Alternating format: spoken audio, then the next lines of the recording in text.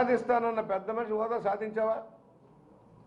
ఢిల్లీ చుట్టూ నువ్వు ప్రదక్షిణలు చేసేది నీ కోసం, నీ ఆత్మరక్షణ కోసం, నీ బాబాయ్ హత్య కేసు నుంచి బయటపడటం కోసం, కోడికత్తి కేసు నుంచి బయటపడటం కోసం తప్పితే నువ్వు దేనికి వెళ్ళావు ఢిల్లీ?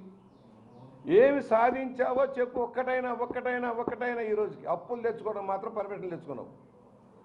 రాష్ట్రాన్ని అప్పులమయం చేసుకోవడం కోసం మాత్రం ఆర్ఎంబీ పరిమితి మించి ప్రత్యక్షంగా పరోక్షంగా లక్షల కోట్లు అప్పు తెచ్చుకోవడానికి మాత్రమే కేంద్రం కాళ్ళు పట్టుకున్నావు. రాష్ట్రాన్ని అప్పుల సుడిగుండంలోకి మార్చావు. ఇవాళ ప్రతిపక్షాల మీద నింద 4.5 ఏళ్ళు అధికారంలో ఉండి అధికారం కోల్పోయే ముందు ప్రతిపక్షాల మీద పోలవరానికి ప్రతిపక్షమా, రాజధానికి ప్రతిపక్షమా, స్టీల్ ప్లాంట్ ప్రైవేటీకరణకి ప్రతిపక్షమా? నువ్వేమో వేల కోట్లు దోచుకోవడం కోసం అదాని వాళ్ళతోటి చేతులు కలిపి రాష్ట్ర పోర్టులని అలకప్ప చెబుతావు. గంగవరం పోర్టు దగ్గర నుంచి కృష్ణపట్నం దగ్గర నుంచి అదాని కట్టబెట్టావు. రాష్ట్ర ప్రయోజనాలు తాకట్టు పెడతా ఉన్నావు. ప్రతి దాంట్లో లంచం లేనిదే గడవట్లేదు జగన్మోహన్ రెడ్డి. కట్టుకుపోతాడా రేపు?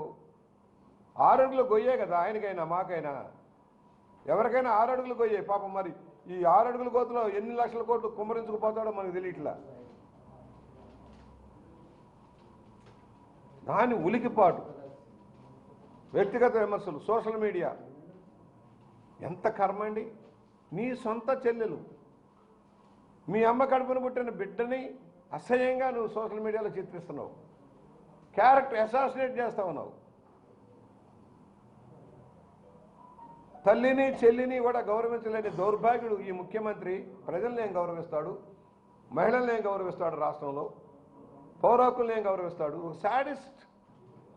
శాడిజం. లేకపోతే అన్నా క్యాంటీన్లు మూసేస్తాడా? ప్రజావేద కూల్చేస్తాడా?